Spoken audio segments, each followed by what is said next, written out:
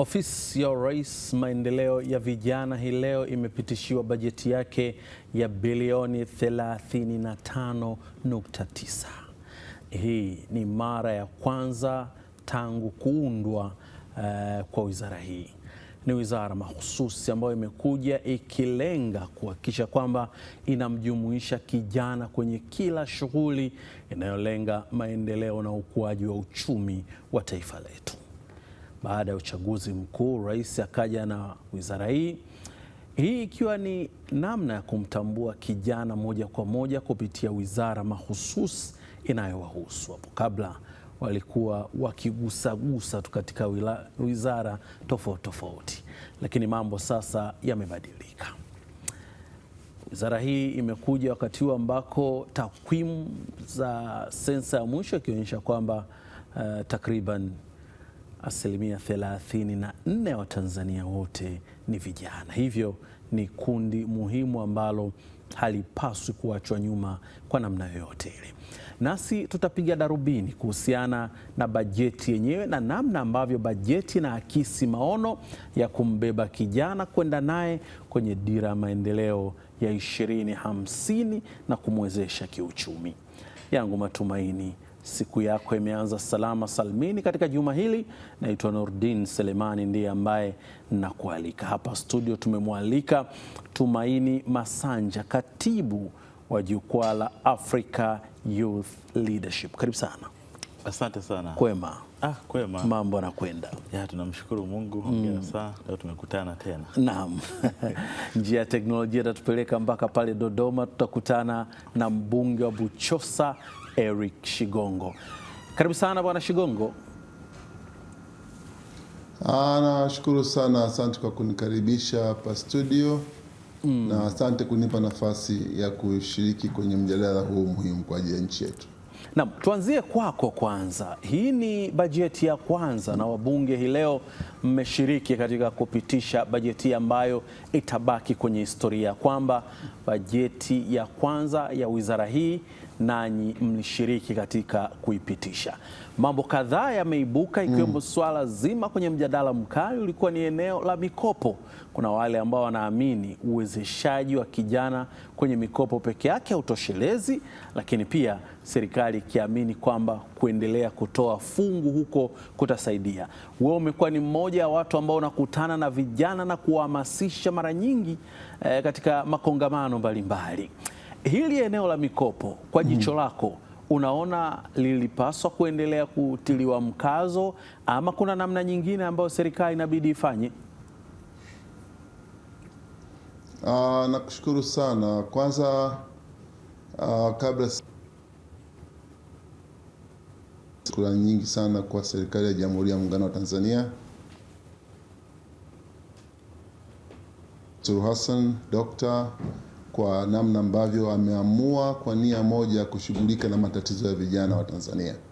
Nimshukuru sana kwa uamuzi wake wa kuanzisha wizara ya vijana, lakini pia nimshukuru kwa kumteua Joy Nanauka, mtu ambaye kwa muda mrefu ameshughulika na masuala ya vijana, kuwa waziri wa wizara hiyo. Sasa nikija kwenye swali ulioniuliza, naweza kulijibu kwa rahisi tu. Kuna Marekani walianzisha kitu kinaitwa Silicon Valley. Silicon Valley iko San Francisco, kwa ajili ya Marekani ambao wanafanya masuala ya ubunifu. Lakini walipoanzisha Silicon Valley na bado wakaanzisha na Silicon Valley, vijana ambao walifanya ubunifu wa namna fulani, lakini hawakawa hawana mtaji. Vijana wengi sana wana mawazo mazuri sana ya kibiashara. Vijana wetu wengi sana wana ubunifu mbalimbali wamefanya, lakini wanashindwa kuufanya ubunifu wao uwe bidhaa na uweze kuhudumia watu wengi ili waweze kutengeneza makampuni na kutengeneza Ukienda leo pale Costech, Dar es Salaam pale Costech, ukienda Tildo utakuta kuna zile unaita incubation centers ambako vijana wamekusanywa pale na ubunifu wa aina mbalimbali, lakini wanakuwa na bidhaa lakini wanakosa fedha kwa ajili ya kuendeleza bidhaa zao, au wanakosa fedha kwa ajili ya kufanya utafiti. Sasa changamoto yao kubwa, kama nilivyosema, nimezungumza na vijana miaka 22 nazunguka kuzungumza na vijana wa Tanzania, wamekuwa wakilalamika kwamba tuna mawazo sahihi lakini mtaji, na tukienda benki tunapata changamoto ya kuombwa dhamana au collateral. Sisi tuna mawazo ya kiakili lakini tuna dhamana ya kuweka tupewe mkopo. Kwa hiyo imekuwa changamoto kwa muda mrefu sana. Vijana wengi hapa Tanzania, hata kesho kiitisha mkutano watu waje na ubunifu wao, watakuja na ubunifu wa aina mbalimbali huko ndani ya kabati zao, lakini wameshindwa kuutumia kwa sababu ya ukosefu wa mitaji ya kuwawezesha kuendeleza ubunifu wao. Sasa mimi wazo hili la leo la mikopo nimelipokea kwa mikono miwili, na kwa kweli ninaridhika kabisa kama ni uamuzi sahihi sasa wa kuwasaidia vijana wetu mikopo ya kuwezesha kufanya ubunifu wao uweze kuwa bidhaa. Benki ya vijana inakuja, kama mmemsikia vizuri Mheshimiwa Waziri alivyosema kwamba inakuja benki ya vijana. Matumaini yangu ni kwamba benki hii ya vijana itakuwa na mikopo ya aina tofauti, ambayo haitakuwa na mikopo ya kibiashara kama ambavyo tunakutana na benki nyingine za kibiashara ambazo zinakuwa na masharti magumu. Vijana wetu wengi wakitoka kwa mfano chuo kikuu cha Dar es Salaam, atakuwa na miaka ameigundua, lakini hana dhamana. Kwa wenzetu sasa Marekani, nimetoa mfano wa Marekani pale mwanzo anaanza kuzungumza, Silicon Valley kabla haijapata changamoto, ulikuwa ule ubunifu wako unawekwa kuwa dhamana. Ubunifu wako unakuwa dhamana, maana unakuwa umesajiliwa, ndio inakuwa dhamana yako baada ya kuweka nyumba. Sasa tukija na utaratibu kama ni kabisa, changamoto ya mitaji kwa vijana wetu itakuwa imefikia hatima na vijana wanapata mafanikio makubwa. Sasa ukinipa dakika moja nitasema hivi. Ukinipa dakika moja nitasema jambo lifuatalo. Rais wa Jamhuri ya Muungano wa Tanzania, ukitazama rais huyo wa awamu ya 6 anayo nia kabisa ya kusaidia vijana wetu. Kwanza ametoa bilioni 200 za kuwasaidia kama mikopo kwa vijana. Ametoa bilioni 2 kwa ajili ya content creators, nafikiri watengeneza maudhui kama ambavyo tunasema. Lakini ukiangalia zaidi ya hapo, ametengeneza Samia Scholarship Fund kuwasaidia watoto wasome masomo mbalimbali yatakayowasaidia wao kuweza kuendeleza vipaji vyao jibu ya matatizo ya Watanzania. Kwa hiyo nia ipo, nia ya kuwasaidia Tanzania ipo, na mimi kama mfanyabiashara, ukiachana na kwamba mimi biashara, naamini kabisa kama mikopo inaweza kuwasaidia vijana wetu, lakini wanahitaji kupewa training, mafunzo.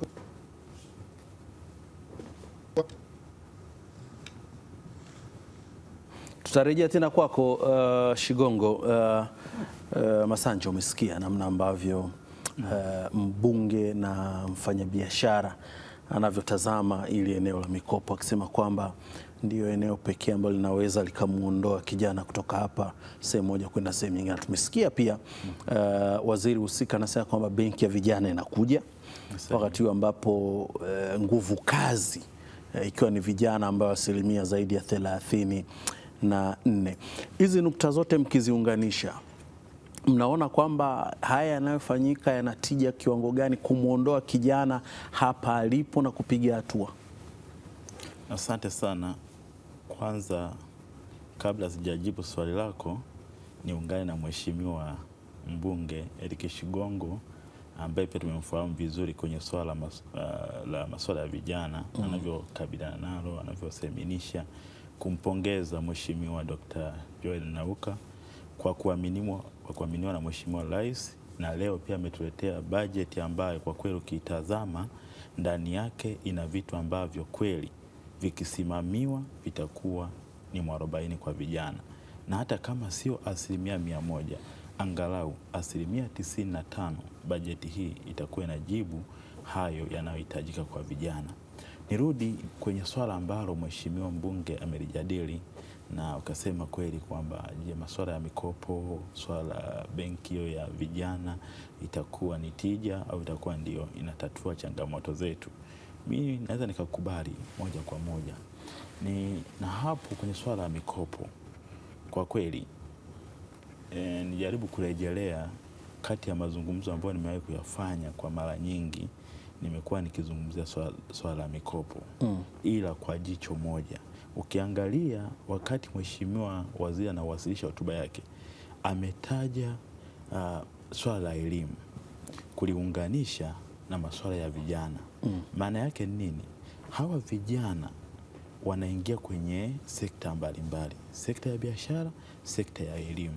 Ukiangalia sasa hii mikopo ambayo tulikuwa nakipambania ni kwamba ili kurahisisha utoaji wa mikopo, hebu twende mfano kwenye vyuo vikuu. Okay. Wanafunzi wanamaliza, wana mawazo mazuri kabisa, wengine wanafanya kazi miradi, project zile. Mfano mwaka juzi nilishuhudia chuo cha Dar es Salaam, mwanafunzi alitengeneza gari ndogo, tulikuwa naiona barabara ya Changanyikeni inaendeshwa. Mimi kauliza, hii vipi? Ni kazi mradi ya mwanafunzi kutoka kitivo cha engineering kule. Unaona, sasa akimaliza kile kigari kinawekwa, maana yake akiendelezwa. Sasa wewe ujuzi aliyoupata unakuta anaweza akaendeleza yale maarifa, lakini pesa anatoa wapi? Ndio hapo tunarudi kwenye swala la mikopo. Tuliwahi kuuliza kwamba kulikuwa na swali lilizoa mjadala kipindi fulani uko bungeni kwamba vijana wajiajiri na wasubiri kuajiriwa. Ndio, shida sio kujiajiri, anajiajiri kwa kipato kipi? Okay. Mwezesheni, tufanye mikopo ya riba nafuu au isiwe na riba kabisa. Kwa mfano, mwanafunzi akimaliza chuo kikuu popote pale akarudi mtaani, ukimpa 500,000 akaenda kuanzisha kijiwe chake mtaani, baada ya muda akarejesha, tayari hapo ameshaanzisha kiwanja kidogo. Maana yake atakuwa na chanzo cha kujipatia. Kwa hiyo hili swali linalojadiliwa huko bungeni na kwenye jamii, swala la mikopo tunaliona lina tija kubwa, ila tu tunaomba lisiwe na masharti magumu. Ukiangalia vijana wapo tayari kwa hili ambalo linaonekana linapewa msukumo la watu kupata mikopo na kwenda kujiajiri na siku ngoja kuajiriwa. Ni kweli, dhahiri shahiri vijana wako tayari. Mfano, ukirejelea hotuba ya Mheshimiwa Waziri, amesema mwenyewe wazi kwamba kumekuwa na ongezeko la uhitaji wa mikopo baada ya kutolewa zile fedha bilioni 200 na Mheshimiwa Rais. Maana yake tayari hiyo ni indicator moja kwa moja inaonyesha kwamba vijana wana uhitaji wa mikopo, kwa sababu wanahitaji kujenga taifa lao. Wanajengaje kama wana pesa? Na siku zote pesa ndio inaongoza mambo yote. Ukikosa unaweza ukatamani kwenda kufanya mambo ambayo yako kinyume na maadili, yako kinyume na misingi ya jamii, hata ndani ya taifa. Kwa vijana wako tayari, ila tu wanasisitiza sana kwamba kuwe na wepesi wa upatikanaji. Tunashukuru serikali imeanza kusikiliza na kuona kwamba sasa hivi wanaweza ukapata mkopo kwa kutumia vyeti vyako. Hilo itasaidia sana. Mfano Tanzania sidhani kama kijana anaweza akapotelea hewani na mkopo. Mkopesha na nyaraka zake ziko pale. Unajua kuna wakati tunajaribu kukaa na kuwaza, unaweka masharti magumu kwa kijana wa Kitanzania ukizani kwamba anaweza kukimbia na mifumo hivyo imarisha hivyo. Wakati mwingine hivyo vitu vinataka viondolewe kabisa.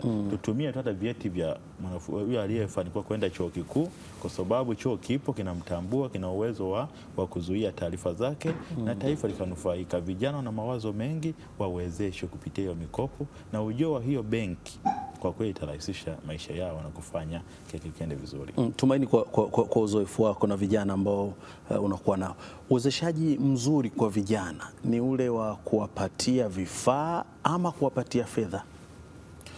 Uwezeshaji mzuri unaweza ukawa ule wa vifaa, lakini wakati mwingine pia vifaa unaweza ukavitumia kuzalisha kwa pesa, kwa sababu unapozungumzia swala la mikopo, uaminifu pia unatakiwa uwekwe pale. Wakati mwingine kijana unaweza kumpa pesa, lakini akiingiwa na tamaa za maisha fulani, unaweza kujikuta ile pesa anashindwa kuitumia kwenye ile hitaji aliyokuwa anahitaji kutumia. Kwa maana yake tunapowapa fedha lazima kuwe na mfumo fulani wa kuwa limit, kwamba kweli hiyo pesa naipeleka kwenye huduma ambayo anataka kuitoa. Lakini kweli ukitoa vifaa inakuwa inarahisisha zaidi, kwa sababu ataenda kuvitumia sehemu husika. Mfano, huyu anataka kwenda kwenye kilimo, mpe matrekta, mpe shamba, mpe viuatilifu, mpe rasilimali zinazohitajika kule akafanya kazi, mpe vyanzo vyote kama inawezekana. Kwa hiyo kikubwa nadhani pale ili kufanikisha hilo, kijana awe na wazo, halafu aliandalie bajeti yake ipelekwe kwa mheshimiwa waziri ili apewe hivyo vifaa. Wakati mwingine ukipewa pesa inakuwa inaleta tamaa fulani, wazee tunaanza kukimbizana kwamba amepotea na mkopo, sijui mikopo haijakuwa na tija. Kwa wakati mwingine tusianze pia. Unajua, unapokuwa kwenye ulimwengu wa wasomi, unajua vijana wengi ni wasomi, wana uwezo wa kuwaza na kuwazua mawazo kwa namna tofauti. Kwa hiyo tafiti zinahitajika pia. Kuna tafiti za muda mfupi na tafiti za muda mrefu. Naamini mheshimiwa waziri kwa kutumia wataalamu mbalimbali ameshafanya usanisi na akajiridhisha kwamba mikopo hii ikitolewa inaweza ikafanya kazi kwa ufanisi kiasi gani. Na jambo jingine niliongeze hapo, kuna hili eneo la ujasiriamali itakuwa itazamwe kwa jicho la tofauti. Kuna ujasiriamali wa chini na ujasiriamali wa juu. Na ukiangalia sasa, ukirudi kwenye eneo la elimu, ukiangalia mfano vyuo vyetu vimekuwa na baadhi ya programu za utoaji wa mafunzo ya ujasiriamali. Sasa mheshimiwa waziri pamoja na jopo lake na watu wanaomzunguka wana haja wakati mwingine kutokuumiza kichwa sana, warudi tu vyuoni kwa wakuu wa vyuo waangalie ule uratibu wa mafunzo ambao yanatolewa ujasiriamali, halafu sasa vijana wanaoweza kumudu kule wapelekwe kwenye mazingira halisi, waende wakatumia huo ujuzi wao, na wanaofanya vizuri pia wanaweza kupelekwa hata kule VETA ili kuendelea kuunganisha hii network ya hizi programu zetu. Turejee pale tena Dodoma kwake Shigongo. Tumekuwa tukizungumza kidogo na Masanja akitupa picha kama vijana na namna ambavyo wanaiona kesho yao. Nyie ndio watunga sera wa nchi ambao mnasimamia mambo yanavyokwenda katika taifa hili. Hapa tunazungumzia 34.4% ya nguvu kazi ambayo ndiyo vijana, lakini tupo katika mchakato wa dira ya maendeleo ya 2050. Ni kwa namna gani nyie wabunge na serikali kwa umoja wake mnasaidia kuhakikisha kwamba hawa vijana wanaingia ndani ya hii dira na kujikomboa kiuchumi? Nakushukuru sana. Naomba nisikubali kwamba mimi kama mbunge kazi yangu kubwa ni kuishauri serikali, kutunga sheria, lakini pia kuisimamia serikali ili iweze kutimiza malengo yake. Kwa mujibu wa Katiba ya Jamhuri ya Muungano wa Tanzania ibara ya 8B inasema kazi ya serikali ni kushughulika na ustawi wa maisha ya watu wake. Sasa ustawi ni pamoja na afya, elimu, uchumi na mambo mengine kufanana na hayo. Kwa hiyo ili niwe mbunge sahihi ambaye natimiza wajibu wangu, lazima nihakikishe serikali inajishughulisha na ustawi wa maisha ya watu. Sasa 34% ya Watanzania ni vijana, lakini ziko tafiti nyingine zinasema 70% ya Watanzania ni chini ya umri wa miaka 30. Kwa hiyo hiyo inaonyesha kwamba kumbe Watanzania wengi zaidi ni vijana, na vijana ndio nguzo ya taifa, na vijana ndio mtaji wa taifa lolote duniani. Kwa hiyo tunahitaji kuwa na vijana imara kwa maana ya afya, akili na uwezo. Kwa sasa hivi ninavyozungumza na wewe, mataifa mengi duniani yanawaandaa vijana wake kuingia katika ulimwengu wa kidijitali. Miaka 10 ijayo, na kuanzia sasa tuseme, dunia inabadilika sana kiutendaji. Kwa hiyo tunawaandaa watoto wa aina gani? Tunaandaa vijana wa namna gani ambao mwaka 2050 wataweza kushindana na watoto kutoka Kenya, kutoka Uganda, kutoka Misri, kutoka Marekani, kwenye ulimwengu ambao uko globalized, ulimwengu mmoja. Kwa hiyo mimi ninachotaka kuona ni kwamba tunataka tuandae vijana wa Kitanzania wenye uwezo wa akili, na hii inaturudisha sisi kwenye mitaala yetu ya elimu. Inaturudisha kwenye mitaala ya elimu kwa maana ya serikali. Tunawafundisha nini watoto wetu?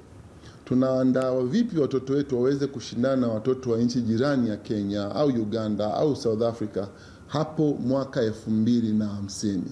Huwa natoa mfano mmoja unapoongea na watu kwamba watu kutengeneza binadamu ni kama fiatulio la matofali. Fiatulio la matofali linaweza kuwa la mstatili. Kwa hiyo huwezi kuwa na fiatulio la matofali la mstatili ukapata tofali la duara, haiwezekani. Kwa hiyo sisi mitaala yetu ya elimu ambayo tunayo sasa hivi, tunawaandaaje watoto wetu kiakili ili waweze kushindana na watoto wa mataifa mengine. Wachina wanaandaa watoto wao kabisa kwa ajili ya kupambana na Wamarekani katika miaka hiyo unayohitaja wewe. Sasa mimi tamaa yangu kama mbunge, na hili jambo nitalisimamia katika muda wote nitakaokuwa hapa bungeni, tamaa yangu mimi ni kwamba tuwafundishe watoto wetu sana elimu ya kidijitali sana, kwa nguvu kubwa. Watoto wetu waelewe masuala ya coding. Nashukuru sana Mheshimiwa Waziri wa Profesa Mkenda alituelewa, kaingiza coding kwenye mtaala. Tuwafundishe watoto wetu habari ya Internet of Things, tufundishe watoto wetu habari ya cloud computing. Watoto wetu waelewe haya mambo, wawe na uwezo. Toka elimu ya msingi watoto wetu waelewe masuala ya kompyuta. Maana tunakokwenda kule, tusipowaandaa watoto wetu vizuri, watakuwa watumishi wa watoto wa nchi ambao watoto wao wameandaliwa vyema. Kwa hiyo mimi tangu nimeingia bungeni, mtakumbuka ambao mnafuatilia, tangu nimeingia bungeni nimezungumza sana habari ya kuanzisha kitu kinaitwa National Innovation Fund, mfuko wa taifa wa ubunifu.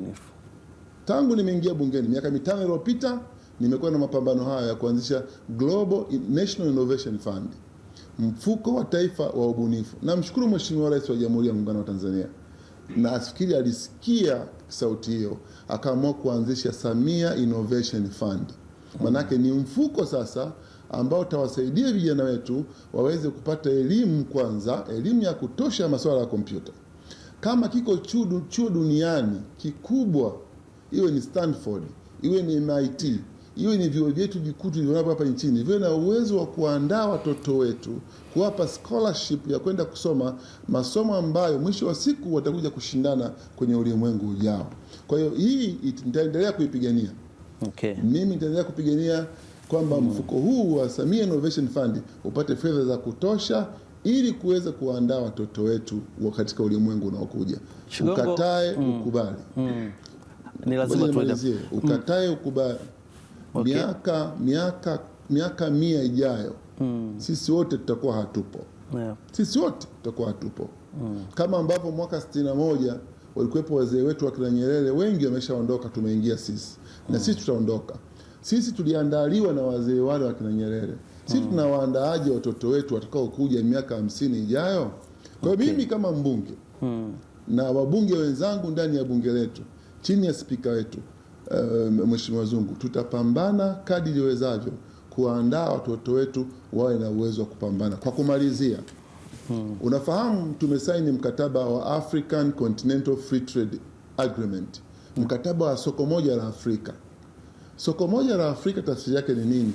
Afrika yote itakuwa soko moja, na mkataba huo sisi Afrika tumeusaini. Mtoto wa Tanzania atapambana na wa Kenya, atapambana na Uganda, atapambana na wa Nigeria, atapambana na wa Egypt. Tumemwandaa vipi sisi mtoto wetu aweze kupambana na watu wa mataifa yale?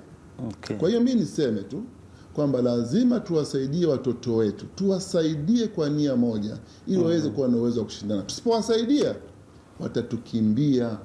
Na nyinyi mnajua kabisa watoto wetu wana akili. Tusipowasaidia watakimbilia nchi nyingine, watapata msaada nchi nyingine, watarudi hapa Tanzania wameshakuwa na mafanikio, tutajisikia vibaya.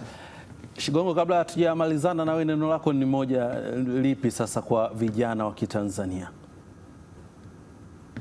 Vijana wa Kitanzania wanisaidie jambo moja tu, na kama kuna vijana wa Buchosa wananisikiliza, wanisikilize. Naomba vijana wa Kitanzania wapambane kadri wanavyoweza, alafu wakae nje na mambo mabaya. Waamini kwamba mafanikio huja kwa mtu anayejitahidi kufanya kazi kwa juhudi kubwa. Sisi wa Kristo tunasema Mungu ubariki kazi ya mikono. Tuache kuwa vijana ambao kila tukiamka tutalaumu serikali, tutalaumu wazazi, tutalaumu hiki. Acha kulaumu. Amka, fanya kazi kwa juhudi kubwa, na kuhakikishia, ukiniambia wewe umetoka familia maskini, nitakuonyesha watu 1000 kutoka familia maskini wamefanikiwa.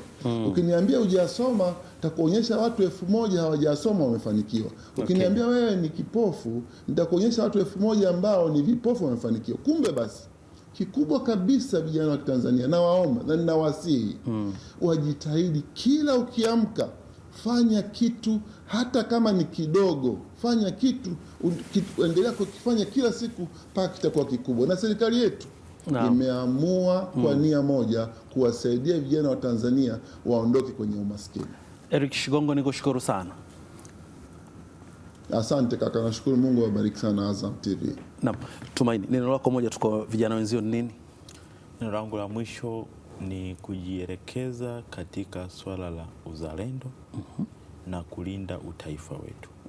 Ili tufanikiwe, tunahitaji kuvipenda vya kwetu na kuamini kwamba vinaweza kutuvusha kutoka hatua moja kwenda nyingine. Ukiunganisha na hilo swala la kupambana, lazima kweli tutambue nafasi ya uadilifu, uaminifu, uwajibikaji pamoja na kusimamia rasilimali zetu, kwamba ndo zinazotuwezesha kubuni na kufikiri na hata kutenda kile ambacho tunatamani kukifikia.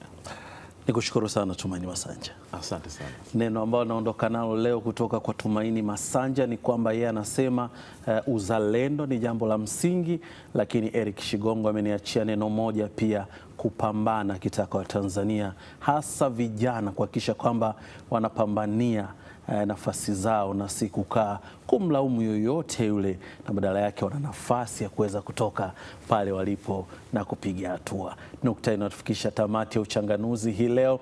Kushukuru sana kwa kuwa nami. Naitwa Nurdin Selemani. Panapo majaliwa tukutane tena kesho kwenye kipindi kingine. Leo tulikuwa tukimulika bajeti ya Ofisi ya Rais maendeleo ya vijana ambayo imetengewa bilioni 35.9. Usiku mwema.